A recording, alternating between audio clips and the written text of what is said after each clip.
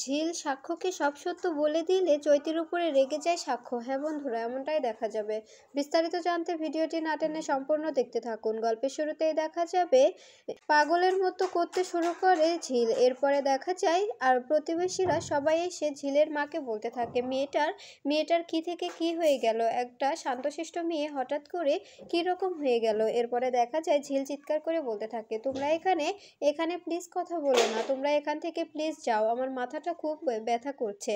তখন দেখা যায় মিলি বলতে থাকে, চল না বোন, তোকে আমরা ডক্টরের কাছে নিয়ে যাই। তখন ঝিল বলতে থাকে, দরকার নেই, কোনো প্রয়োজন নেই, আমি ওই ডক্টরের কাছে যাব না, আমার মাথাটা ব্যথা করছে, কিন্তু ঠিক হয়ে যাবে। তখন ঝিলের মা এসে ঝিলকে জড়িয়ে ধরে বলতে থাকে, মা এতটা পাগলামো করিস না, বোঝার চেষ্টা কর। তখন ঝিল বলতে থাকে, তোমরা কেন বুঝতে পারছো না, আমি একা থাকতে চাই, প্লিজ তোমরা এখান থেকে চলে যাও, আমার কিচ্ছু ভালো লাগছে না।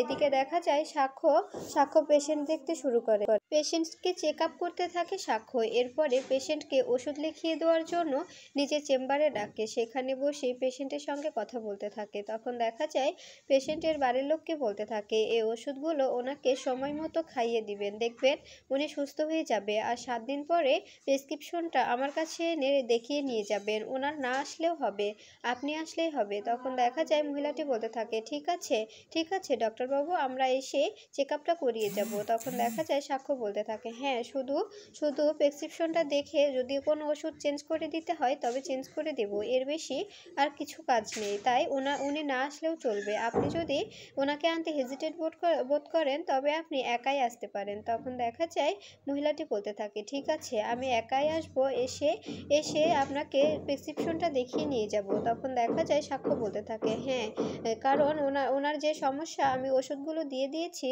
আমার ধারণা যে 7 দিন খেলেই একদম ঠিক হয়ে যাবে, আর কোনো সমস্যা হবে না।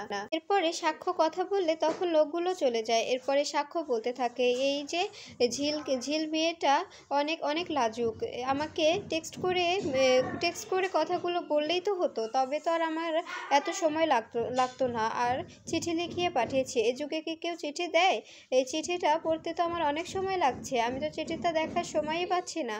এরপরে দেখা যায় এদিকে পাগলামো করতে থাকে ঝিলের মাকে বলতে থাকে, আমার কিচ্ছু ভালো লাগছে না মা, আমার কিচ্ছু ভালো লাগছে না, আমার মাথায় প্রচণ্ড যন্ত্রণা হচ্ছে। তখন দেখা যায় সেখানে থাকা মহিলাগুলো এসে ঝিলের মাকে বলতে থাকে, মেয়েটার শ্বশুরবাড়িতে রাখলেই তো পারতে, জামাই তো ডক্টর, ওকে সবসময় দেখে শুনে রাখতো, মেয়েটা একটু সুস্থ হয়ে উঠতো।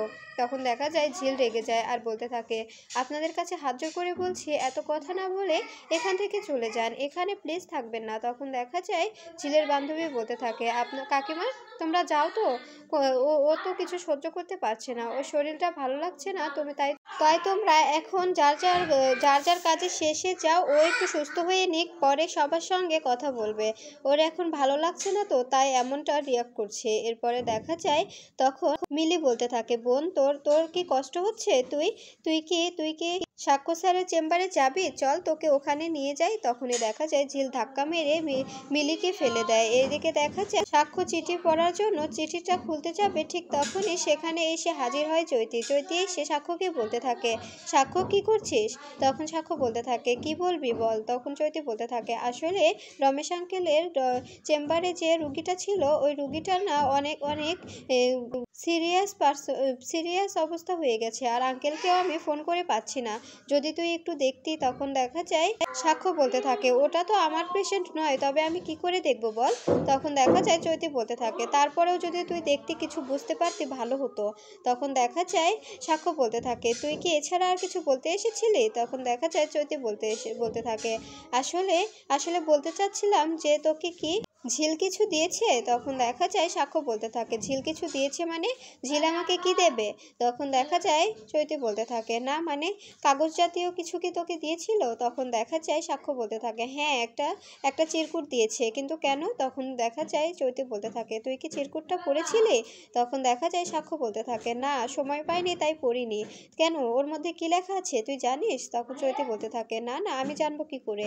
তখন সাক্ষ্য বলতে থাকে, তবে চিঠির ব্যাপারে তুই জানলে কি করে, তুই যে চিঠির কথা জিজ্ঞেস করছিস? তখন দেখা যায় চৈতি বলতে থাকে, আসলে বলছিল তো যে তোকে নাকি কি একটা কাগজ দেবে, এই জন্য জিজ্ঞেস করলাম যে সেটা কি দিয়েছে নাকি। তখন দেখা যায় সাক্ষ্য বলতে থাকে, হ্যাঁ দিয়েছে। তখন চৈতি বলতে থাকে, সেটাতে কি লেখা আছে? তখন সাক্ষ্য বলতে থাকে, আমি তো বললাম যে আমি পড়ার সময় পাইনি তাই পড়িনি, কিন্তু এখন পড়তে যাচ্ছিলাম হঠাৎ করেই তুই এসে পড়লি। কেন, তুই এত ইন্টারেস্ট কেন এটা জানার জন্য? তখন দেখা যায় চৈতি বলতে থাকে, আমি হয়তো জানি যে ওটার মধ্যে কি আছে। তখন সাক্ষ্য বলতে থাকে, কি আছে দেখি বলতো। তখন চৈতি বলতে থাকে, না আমি বললে তুই অন্য মাইন্ডে নিবি, তোর তোর অনেক খারাপ লাগবে। তখন দেখা যায় চৈতির কথা শুনে সাক্ষ্য রেগে যায় আর বলতে থাকে, বলতে পারবি না তো কেন বলতে এসেছিলি? তখন চৈতি বলতে থাকে, আমি বললে তোর খারাপ লাগবে না তো? তখন সাক্ষ্য বলতে থাকে, কেন খারাপ লাগবে, তুই কি বলতে চাস বল। তখন দেখা যায় চৈতি বলতে শুরু করে, আসলে ওইটার মধ্যে আমার মনে হয় ওইটার মধ্যে ডিভোর্স লেটার আছে, কারণ ও সবার সামনে বলছিল যে ও নাকি তোকে মুক্তি দিতে চায় আর তোর থেকে ও মুক্তি পেতে চায়। ও নাকি তোর মতো ছেলের সঙ্গে সংসার করতে পারবে না, আসলে ওর নাকি একটা ছেলের সঙ্গে সম্পর্ক আছে। এরপরে দেখা যায় চৈতির এমন কথা শুনে সাক্ষ্য ফাইলটা খুলে কাগজটা দেখতে থাকে যে সেখানে সত্যি ডিভোর্স পেপার আছে। এটা দেখে অবাক হয়ে যায় সাক্ষ্য। এরপরে সাক্ষ্য বলতে থাকে, আমি জানি এটা ঝিল করেনি, এটা কেউ না কেউ ওকে দিয়ে করিয়েছে, কিন্তু কে করিয়েছে এটা আমি অবশ্যই খুঁজে বের করব। এই বলেই সাক্ষ্য কাগজটা ছিঁড়ে ফেলে। এরপরে দেখা যায় চৈতি বলতে থাকে, তুই এমনটা কেন করলি? ও তোর থেকে মুক্তি চাইছে, তুই ওকে মুক্তি দিয়ে দিতি। আর তুই কি জানিস না আমাদের আমাদের বিয়ের কথা চলছে বাড়িতে? তখন সাক্ষ্য বলতে থাকে, ও তার মানে তুই আছিস এর পেছনে? তুই নিজে ইচ্ছে করে এমনটা করে আবার আমাকে আমার কাছে সাফাই গাইতে এসেছিস? তখন দেখা যায় সাক্ষ্য বলতে থাকে, চৈতি বলতে থাকে, কি বলছিস এসব? তুই আমাকে ভুল বুঝছিস। তখন সাক্ষ্য বলতে থাকে, ভুল বুঝছি না, আমি সবটাই সত্যি ঠিক বুঝছি। তুই নিজের স্বার্থের জন্য মেয়েটাকে দিয়ে ডিভোর্স লেটার পাঠিয়েছিস, তাই না? এখন আবার আমি করেছি কি না এটা জানার জন্য এসেছিস। তখন চৈতি বলতে থাকে, না রে সাক্ষ্য, তুই আমাকে ভুল বুঝছিস, বিশ্বাস কর। আর আমাদের তো বিয়ের কথা হয়ে আছে, এটা তো অনেক দিন থেকেই, তাই না? তখন সাক্ষ্য বলতে থাকে, হ্যাঁ হয়েছে, কিন্তু আমি তো রাজি নই। আমি তো কখনো বলিনি যে আমি তোকে বিয়ে করব। তখন চৈতি বলতে থাকে, আমি কি বলেছি যে আমি সাক্ষ্যকে বিয়ে করব? আমাদের বাড়ি থেকে সবাই আলোচনা করছে তাই বললাম। এতে তো আমাকে বারবার জিজ্ঞেস করা হয়েছে, আমি হ্যাঁ বা না কিছুই বলিনি, শুধু তোর দিকে তাকিয়ে আছি, তুই যেটা বলবি সেটাই। তখন দেখা যায় সাক্ষ্য বলতে থাকে, আমি বুঝতে পেরেছি এটা এটা কেউ না কেউ করেছে, কিন্তু কে করেছে এটা আমি অবশ্যই খুঁজে বের করব, অবশ্যই খুঁজে বের করে শাস্তি দেব। এটার জন্য যে করেছে তাকে অনেক কঠিন শাস্তি পেতে হবে। কেন জোর করে ঝিলকে দিয়ে ডিভোর্স পেপার পাঠালো এটা আমি অবশ্যই খুঁজে বের করব। তখন দেখা যায় চৈতি বলতে থাকে, তুই এসব কি বলছিস? কে ও নিজের ইচ্ছাতেই তোকে ডিভোর্স পেপার পাঠিয়েছে, তবে তবে কেন কেউ ওকে জোর করবে বলতো? তখন দেখা যায় সাক্ষ্য বলতে থাকে, আমি জানি যে এটা এটা ঝিল নিজের ইচ্ছেই করেনি, ওকে দিয়ে কেউ করিয়েছে, কেউ ওকে হয়তো টাকা অফার করেছে, অথবা কেউ ওকে ব্ল্যাকমেল করেছে। তখন চৈতি বলতে থাকে, তুই তবে বোঝ ওই মেয়েটা কতটা টাকার লোভী, টাকার জন্য তোকে ডিভোর্স লেটার পাঠিয়ে দিল। তখন রেগে যায় সাক্ষ্য আর বলতে থাকে, মুখ সামলে কথা বলবি, এভাবে কথা বললে কিন্তু আমি তোর সঙ্গে মিসবিহেভ করতে বাধ্য হব। তুই কিন্তু এবার বাড়াবাড়ি করে ফেলছিস। তখন দেখা যায় চৈতি বলতে থাকে, আমি বাড়াবাড়ি করছি? আমার কথাগুলো তোর বাড়াবাড়ি মনে হচ্ছে? আমার তো মেয়েটাকে দেখেই মনে হয়েছিল। আর ওরা কি অত টাকা কখনো দেখেছে নাকি? হয়তো কেউ বা তোর বাড়ি থেকে কেউ ওদের টাকার লোভ দেখিয়েছে, সেই লোভেই তোকে ডিভোর্স লেটারটা পাঠিয়েছে। তখন দেখা যায় সাক্ষ্য বলতে থাকে, যেই করুক না কেন, এটা আমার বাড়ির লোক হোক আর অন্য কেউ হোক, যেই হোক না কেন তাকে আমি শাস্তি দেবই, নিজ হাতে শাস্তি দেব আমি। এরপরে দেখা যায় এদিকে ঝিল পাগলামো করতে শুরু করে। আর তখন ঝিলের মা বলতে থাকে, তুই এভাবে মিলিকে ধাক্কা মারতে পারলি ঝিল? তখন দেখা যায় ঝিল বলতে থাকে, ও কেন, আমি তো ওকে ডিভোর্স দেওয়ার জন্য ডিভোর্স লেটার পাঠিয়ে দিয়েছি, তবে কেন ও বারবার সাক্ষ্য ছাড়ার কথা বলছে? আমার ভালো লাগছে না, আমি আমি তোমাদের বলছি না।